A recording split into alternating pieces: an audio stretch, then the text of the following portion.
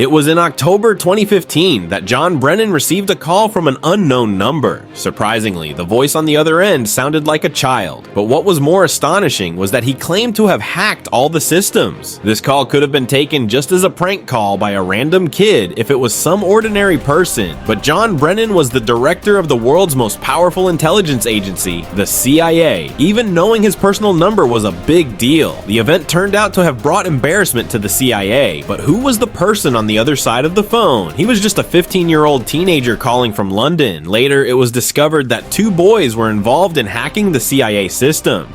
During the call, Mr. Brennan asked the boy what the motive behind the call was. Upon being asked, the teenager said they want the US to stop bombing the Middle East and let everyone live in peace.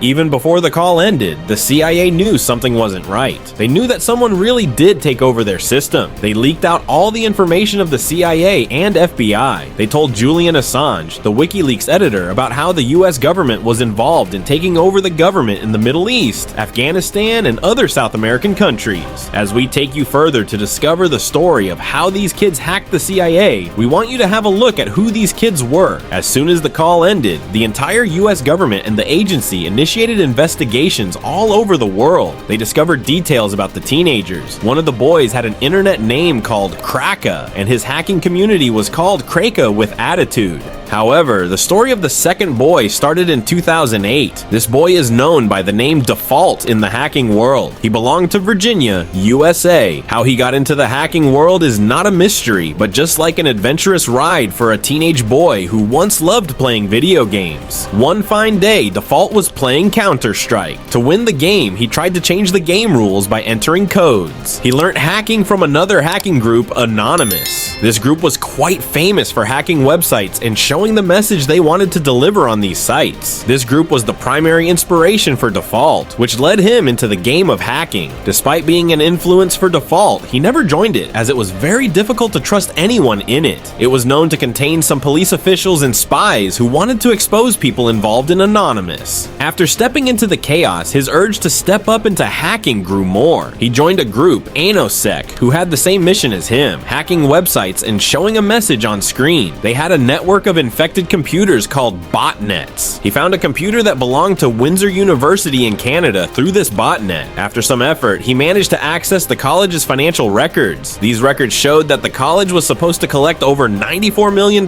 from students studying from university loans. Default decided to delete these records from the college's computer, causing a lot of chaos. His first hack was done just for fun, but the next one he did was out of agony.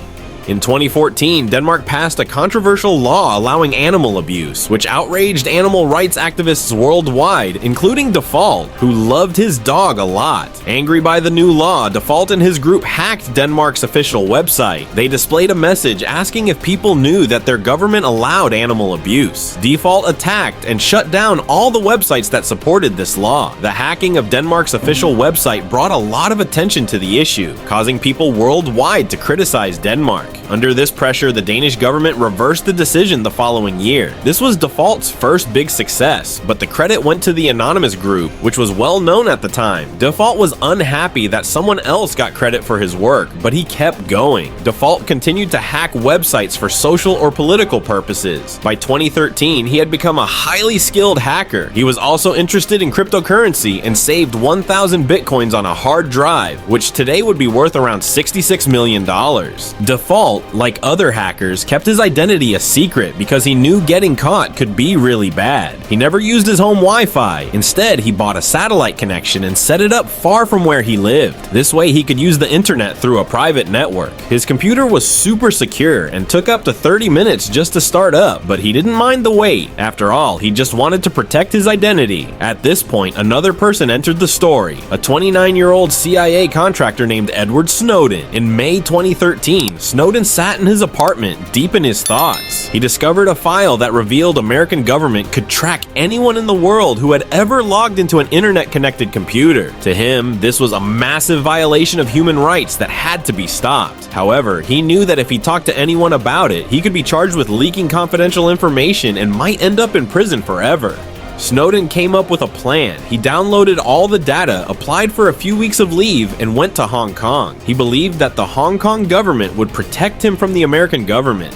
After reaching Hong Kong, he gave an interview to 2 journalists that shocked the entire world. In this interview, he revealed how the American government was monitoring people worldwide and violating their freedom. This interview greatly brought agony over Default and Cracker. Default was furious with his government and decided to show CIA officials what it felt like to have their private lives and data monitored. So he teamed up with Cracker to stop America from interfering in the Middle East. Together, they set out to take action against the government's actions. Their first target was James Clapper, the Director of National Intelligence during the Obama administration. Default revealed Clapper's number to everyone. He, along with Cracker, hacked his email using his phone number and took control of his social media accounts. Afterwards, their next target was CIA Director John Brennan. They got a hold of his personal details by making a call and posing as Verizon employees. They accessed Brennan's data and made a call to him, the same call which we mentioned earlier.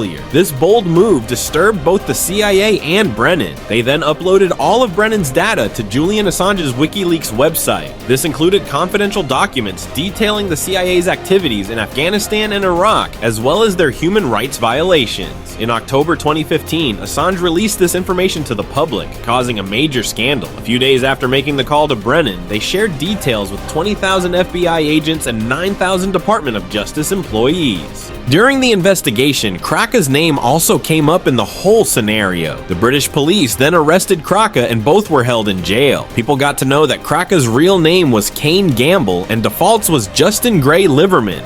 Cracker, who resided in the UK, received imprisonment for 2 years, while Default, who was in the US, received it for 5 years, a $5,000 fine, and confiscation of 1,000 bitcoins. Kids are now set free and pursuing their cybersecurity careers. So that's the story about how the 2 kids hacked the CIA. Do you think what the kids or the American government did was the right thing? How would you feel knowing that everything you do is being monitored by any government agency? Can you stop them from monitoring you at this digital age? Comment below and subscribe. Thanks for watching.